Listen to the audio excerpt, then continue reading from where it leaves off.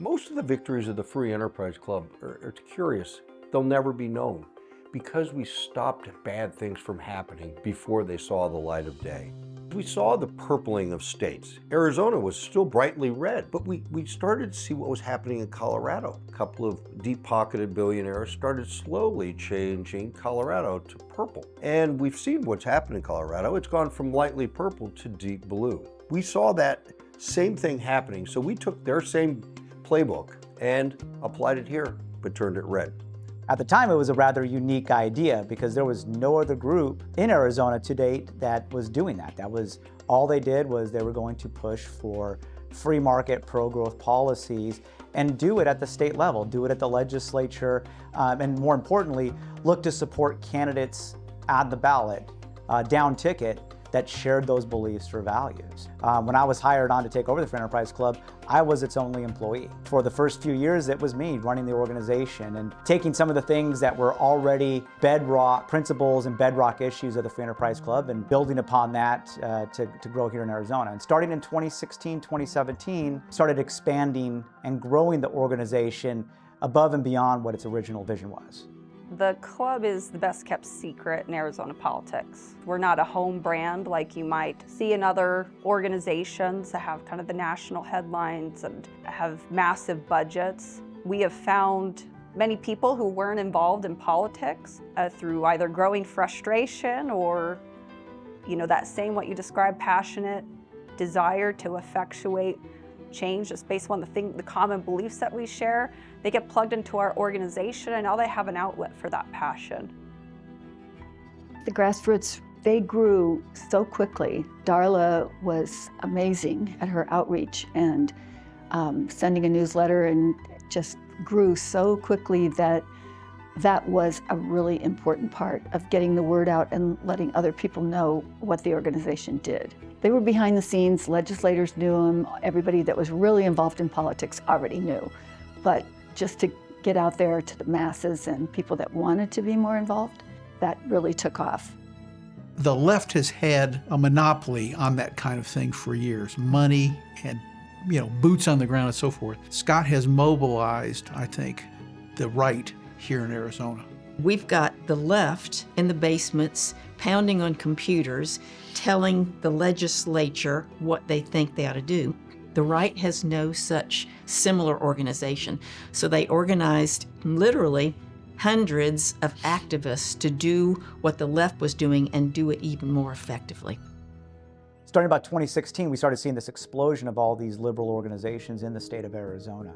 Focusing on not just on different types of issues, but also different types of activism, grassroots, communications. And at first I thought maybe, there was this debate, was Arizona becoming a more purple state? Well, it actually wasn't that at all. There was actually a concerted effort, a strategic plan by the left to pour resources into Arizona to turn Arizona blue. And we had just quickly discovered that they were pouring millions of dollars into the state to flip us, to turn us into the next California. And I decided then that either we could just keep doing what we were doing, or it was a time to take it to the next step and to grow the organization, grow what we're doing, build a movement in Arizona to combat the left and make sure we keep Arizona free. Really up until 2020, 2021, it was mostly Scott and Amy doing all of the work. A lot of work that was being done around the state, just two people making a massively outsized impact. And here, under Scott's leadership, we can just take a handful of people and impact so many different issue areas. And now, not just at the legislature, but again, in city halls, in national issues, and really just do a lot with a little is what we're able to do under Scott's leadership. It's not about the sheer numbers as much as it is about the people that you have and making sure that they're actually leveling up their knowledge about what's taking place in the state, because then they can recognize what's false and what's true on their own. I mean, it'd be wonderful to have 100,000 people, 50,000 people all engaged, but for me, I want to get the 16,000 people engaged, leveled up to where they're, they want to run for office, that they realize that the legislature is so demystified that they realize they could be a city council, they could be a school board, they could be a state legislator, they could take on that role of an elected official. The club to me, is hope for the future. that we're going to be able to turn this state around and do the right thing and to secure that future for our kids, our grandkids. I'm passionate about freedom and making sure that my kids and my grandkids have the freedoms that I had as a child. My biggest goal with growing out the club is to make sure that we have a permanent conservative movement built in Arizona, built around good organizations that will lead the charge on making sure we keep Arizona free and safe and prosperous. For my children, for our activists, for everybody, I want to make sure we have a great state to live in. I want to get to the point that the left just gives up and goes back to California.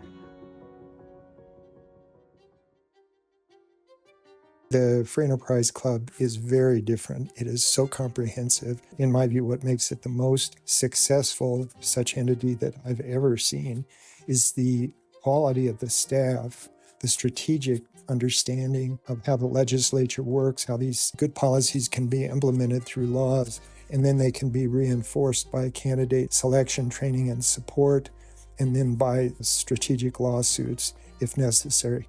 Scott has developed the club to such a point that it has all of these features and even more. So it's a remarkable organization. And in my view, based on experience in probably 5 states, it's the most effective such organization in the country. Politicians spend a fortune to get elected. Think tanks spend a fortune to publish things that a lot of times never make anything. The Free Enterprise Club, dollar for dollar, has more bang than anywhere else. We get things done. I mean, the staff here and Scott and the leadership, I mean, they take a few dollars and they leverage it beyond most any other organization I've encountered in the United States. I think anybody involved in politics downtown or at almost any level, if you are involved at all, you know Scott and his influence, and he's amazing, really. I think everybody looks to him for guidance, and all these other organizations now with the Liberty Network, 30 organizations coordinated under the umbrella of Arizona Free Enterprise Club. It's pretty impressive. We trust Scott. He hires people he trusts. He lets them do what he hired them to do. He's always available. People stay in their lane, and we're very high functioning because of that. I think Scott's probably he's like the highest functioning leader I've ever worked under. I don't even think he realizes that. Every time we're around him, we learn something, because he's a humble guy. He probably doesn't have any idea, but he's the reason why it all works. I want to say thank you, Scott. Without you leading this organization, we wouldn't be anywhere where we're at today. I look forward to another 20 years of your leadership and taking us so much farther. Thank you. You know, I am blessed to have a great team under me and working with me, a great board that shares my vision on what was needed to be done, what had to be done in this state for us to be successful, for us to have a successful not just an organization, but again, as I like to call it, a movement. I'm excited, I'm blessed I get to run this organization, and hopefully, I'm blessed to run it for many more years.